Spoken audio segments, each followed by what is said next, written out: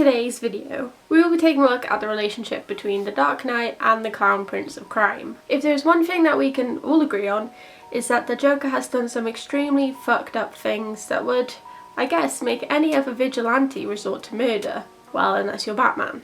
And I think everyone can agree that the Joker is Batman's greatest love. Cue scene from Lego Batman. What? I like to fight around. Okay. I recently rewatched that film with my nephew and it really resonated with me deep in my heart and it felt right to add. Also, that film is 10 times better than it should be. It's actually spot on. After all the atrocities that the Joker has committed, why hasn't he been killed?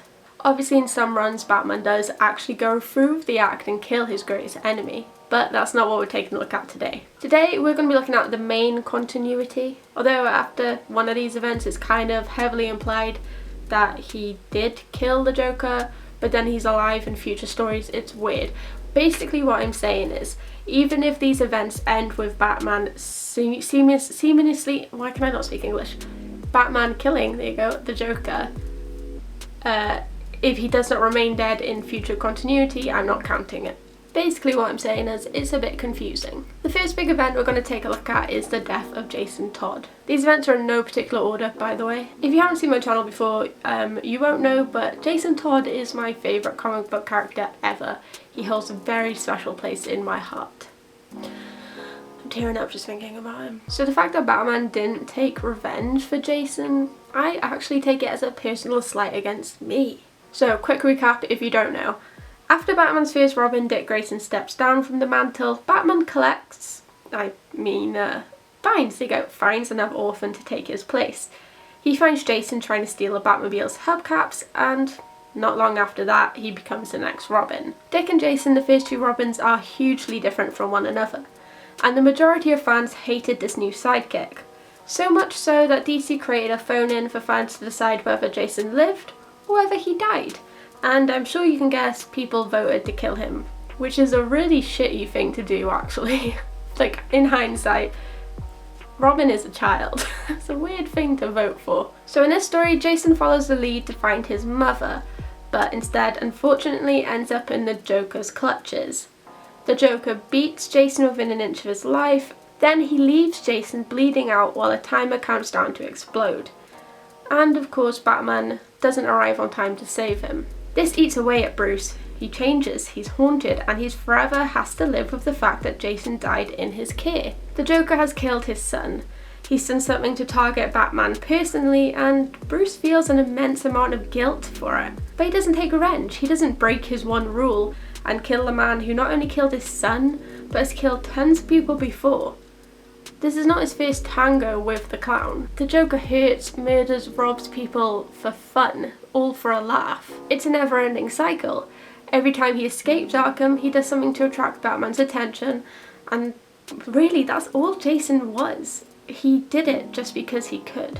There was a short time after this where we did see in issue 429 of Batman a conversation between Superman and Bats, where Bruce tells Clark about Jason's death and his urge to avenge his son. Clark warns him off doing anything stupid, because he's never done anything stupid in the name of revenge. Like I said earlier, sometimes it is hinted at that Bruce kills him, like in this one, but he always turns back up again and his death is never really counted as canon. So for the sake of this video, I'm not going to count his death, but I just wanted to put it in here and let you know that I acknowledge that this happened. But what was really stopping him from killing the Joker permanently, apart from the obvious writers not wanting to kill off the biggest villain ever, but let's not mention that. The next event we're going to talk about is Barbara Gordon becoming Oracle. I know technically this comes before Jason, but for some reason I didn't write it like that, so keep in mind this comes before Jason's death. Now I just want to put in here, I don't go into detail about what happens to Barbara, but just in case anything like this does trigger you, you may want to skip this part or just skip this video from here on out, because I do mention the things that he does to her. Not in detail, obviously, and I try to keep it as respectful as possible, I guess, but just wanted to warn you, disclaimer, if you're not comfortable, skip the Barbara Gordon part. I will put a timestamp in as to when it is safe.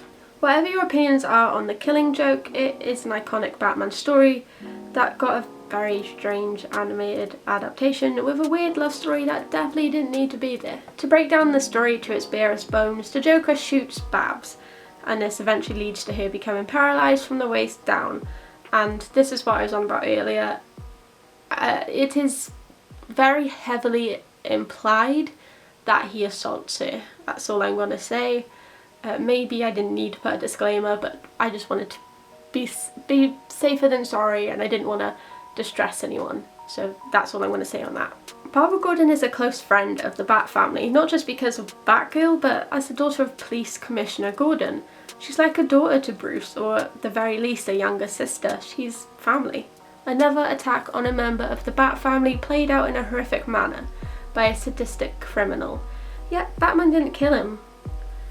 Again, I'm not looking at the actual ending of The Killing Joke because it's left pretty ambiguous. But Babs is still paralysed for a lot of future stories, and it's still kind of counted in canon today that she was paralysed, and the Clown Prince is still very much alive. He has had ample opportunities to take out the Joker, to stop him for good, but he doesn't. Why? Is it because of some rule that forbids him? Will Alfred punish him if he oversteps? No dinner tonight, and on the naughty step for you, Master Bruce. At the end of the day, Bruce enjoys conflict. He always needs an enemy to fight, otherwise he's lost and maybe a little bit lonely. On the flip side, the Joker is infatuated with the bats. Cue another Lego Batman scene. I'm fine with you fighting other people if you want to do that, but what we have is special. I'm sorry, but that film is way better than I thought it was going to be when I first watched it. They need each other. The both of them. Maybe more so the Joker. He enjoys the thrill of the chase regardless of who gets hurt. It's exhilarating for him. I'm not saying Bruce likes it when his family gets hurt, far from it, but he's never oversteps that line. He doesn't even make sure that Arkham can contain him properly. You would think that would be the least he would do. But in truth, Batman doesn't want the Joker killed, because then he would never be able to stop the Joker again. The cycle that he's grown used to would be stopped. And maybe there's a little bit of Bruce that doesn't want to end up becoming the villain, doesn't want to end up being Joker by killing him. By killing the Joker, you're doing what the Joker wants, and then the cycle ends, but then someone will always take his place. At least with the Joker, Batman knows how to stop him, knows how to one-up him. And maybe Bruce does have some hope that the Joker can be brought to justice, but by this point in his career, surely his patience is running thin and the victims are piling up. Is it because of his code? Because he won't stoop to the level? There are times where he does kill, which I might just do a whole other video on that itself. At the end of the day, they need each other. Joker's traps and plans become elaborate as he tries to impress his enemy, while Batman stops him within minutes to spare. It's the circle of life. Simba. It was him all along, wasn't it? Joker never loved me. He only loves Batman. And that is it for today's video. We didn't come to any conclusion really, it was just me rambling. But what are your thoughts on this? Why do you think Batman hasn't put the Joker down permanently yet? Surely it can't just be because of his killing rule, because Jason, Babs, let's fuck it, let's include Tim Drake into this as well, being brainwashed. Surely that's enough to tip him over the edge, but let me know down below what your thoughts are. I hope you liked this video. If you did, please go down and up. I hope you're all staying safe as well out there. If you like my video, I do videos like this every single week, so click that bell if you want to be notified when I upload, and click the subscribe button to subscribe. It's free, it helps out the channel, and why not? You've got nothing to lose except, well, some time if you watch my videos. Anyway, I really enjoyed researching that one.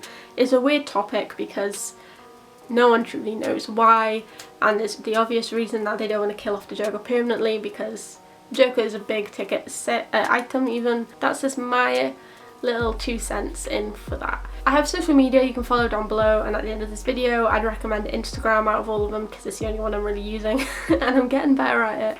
And I will see you next time. Bye, little wolves. Bye.